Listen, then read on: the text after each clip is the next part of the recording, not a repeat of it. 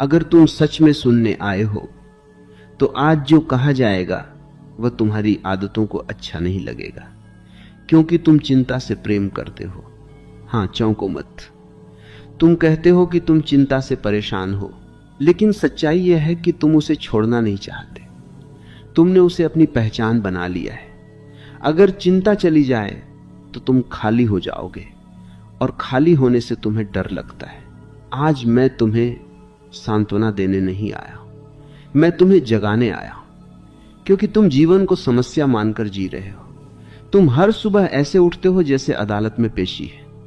हर दिन तुम्हारे लिए एक बोझ है, एक चुनौती है, एक युद्ध है, और तुम पूछते हो चिंता क्यों होती है। मैं पूछता हूं चिंता क्यों नहीं होगी। तुम्हारा पूरा ढांचा ही चिंता पर खड़ा है।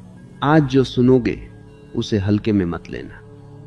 यह मनोरंजन नहीं है, यह तुम्हारी नींद तोड़ने की कोशिश है।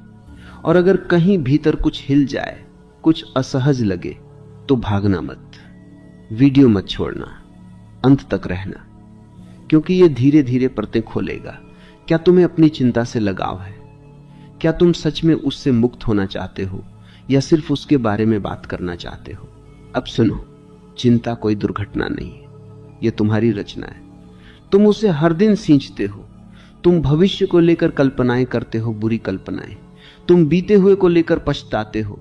तुम वर्तमान में शायद ही कभी होते हो, और फिर कहते हो मन शांत नहीं है। मन शांत क्यों होगा? तुम उसे कभी बैठने ही नहीं देते। लेकिन मैं तुम्हें ध्यान सिखाने नहीं आया, मैं तुम्हें कुछ और बताने आया हूं। चिंता असल में एक छिपी हुई चालाकी है।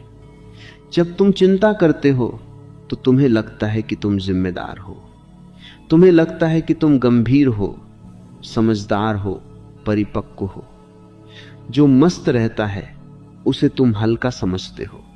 तुम कहते हो यह आदमी सीरियस नहीं है, लेकिन सच यह है कि जो मस्त है वही सबसे गहरा है, क्योंकि वह जीवन को खेल की तरह देखता है।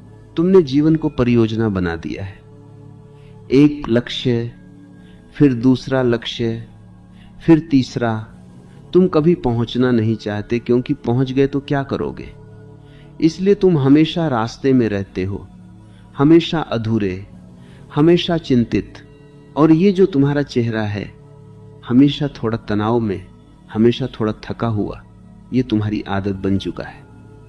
अगर कोई दिन ऐसा आए जब सब ठीक हो, तो भी तुम कुछ ढूंढ लोगे चिंता करने की।